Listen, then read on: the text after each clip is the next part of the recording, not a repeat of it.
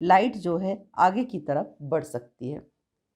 इसी में आप लोगों ने 12th में एक यंग डबल स्लिट एक्सपेरिमेंट भी पढ़ा होगा। तो इसी को उन्होंने कुछ एक्सप्लेन करते हुए ऐसा बताया था कि सपोज एस से लाइट प्रोपोगेट होना शुरू होती है in a form of wave front, and just we are keeping here one screen and having two holes at this screen. इस स्क्रीन पर हम दो होल रखते हैं सपोज। तो चूंकि हर वेव फ्रंट आगे की तरफ बढ़ रहा है और उसका हर पॉइंट किसका काम सोर्स कर रहा है, सोर्स का काम कर रहा है, तो हम मान सकते हैं कि इस पॉइंट के सामने इस जो आपका होल है इसके सामने जो पॉइंट आ रहा है, इस सोर्स को हमने नाम दिया सपोज S1, और यहाँ पर जो नाम दिया इस पॉइंट के सामने जो होल आ रहा है इसको हमने नाम दिया S2।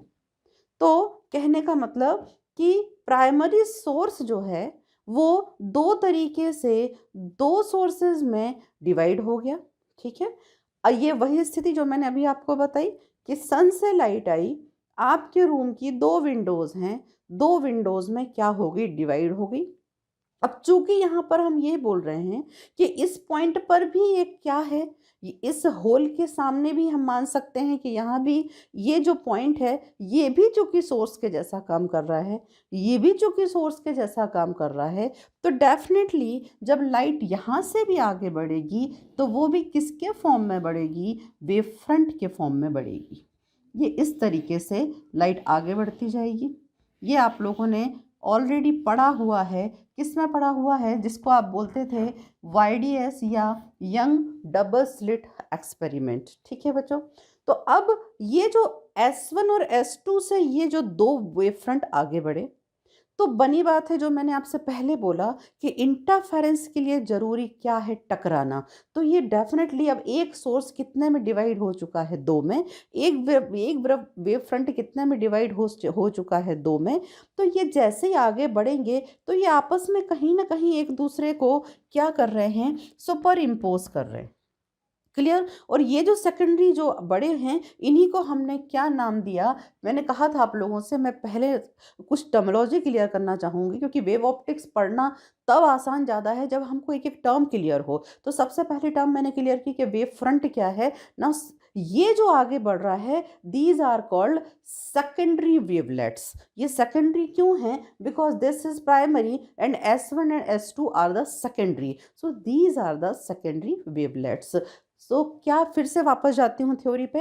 Each point on a wave front acts as a source of secondary wavelets which are which are spherical, and light from secondary wavelet and light from secondary wavelets superimposed to each other, superimposed to each other।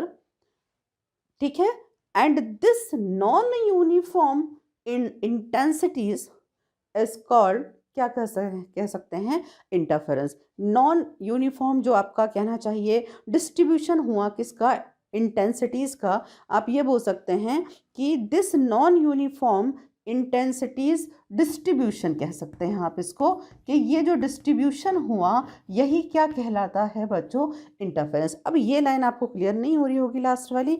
तो बनी बात है कि जब ये आपस में टकराएंगे तो यदि हम इसके सामने कोई एक स्क्रीन रखते हैं और फिर हम अगर यहाँ देखते हैं तो हमको जहाँ ये आपस में टकराते हैं तो कहीं तो हमको मतलब अंधेरा नज़र आता है। जहाँ अंधेरा नज़र आता है तो उसको हम बोलते हैं कि हमको क्या, कैसी फ्रिंज मिली, डार्क फ्रिंज मिली। और कहीं हमको क्या होता है, उजाला नज़र आता है, वहाँ हम बोलते हैं कि हमको ब्राइट फ्रिंज। और ये जो डार्क और ब्राइट फ्रिंजेस आपको इस तरीके से मिलती हैं, इनकी एक खासियत होती है कि इनकी जो विड्थ होती है, चौड़ाई होती है, ये बिल्कुल एक सी होती है। मतलब डार्क का जो चौड़ाई है और ब्राइट का जो है, मतलब अगर बीच वाले पोर्शन को हम क्या बोल सकते हैं, ये बीच वाला पोर्शन डार्क फ्रिंज है तो इसको हम क्या बोल सकते हैं, इसको हम बोल सकते हैं ब्राइट फ्रिंज। ठीक है ना। So the width of dark fringe as well as bright fringe both are same, ठीक है, दोनों की चौड़ाई सेम होती है। अब ये क्यों सेम होती है, ये डार्क और ब्राइट क्यों बनी, वो तो समझ में आया, क्योंकि कहीं लाइट का सुपर इम्पोजिशन होगा, कहीं नहीं होगा। तो जहाँ होगा वहाँ डेफिनेटली डार्क होगा, जहाँ नहीं टकराएगी लाइट वहाँ क्या होगा, ब्राइट होगा। बट ये एक सी ही विड्थ की कैसे मिलती हैं, और ये इस तरीके से हम इसको कैसे मेज़र कर सकते हैं, ये सब कुछ हम अपने नेक्स्ट वीडियो में डिस्कस करते हैं, जहाँ हम फिर वापस डिस्कस करेंगे कि एक्चुअली हमने ये जो सोर्स लिया है ये किस टाइप का है, ये क्यों एक सी बन रही हैं, और साथ में जो ऊपर भी टॉपिक लिखे हुए हैं मैंने कि और किस तरीके के हो सकते हैं। तो जैसे इसमें लिखा हुआ था कि इंटरफेरेंस एंड इट्स टाइप्स, तो ये तो अपने को देख के समझ में आ रहा है कि डार्क फ्रिंजेस हैं और ब्राइट फ्रिंजेस हैं। तो बनी बात है कि ये जो डार्क फ्रिंजेस हुए, ये इनको आप ये बोल सकते हैं कि यहाँ जो आपका इंटरफेरेंस हुआ, इसी को कहते हैं क्या, आपका डिस्ट्रक्टिव इंटरफेरेंस, यानी कि यहाँ पर जो लाइट है वो क्या है, सेम फेज में नहीं है। और जहाँ ये आपको ब्राइट फ्रिंज मिलती है, मतलब लाइट मिलती है, इसी को कहते हैं क्या, आपका कंस्ट्रक्टिव इंटरफेरेंस। तो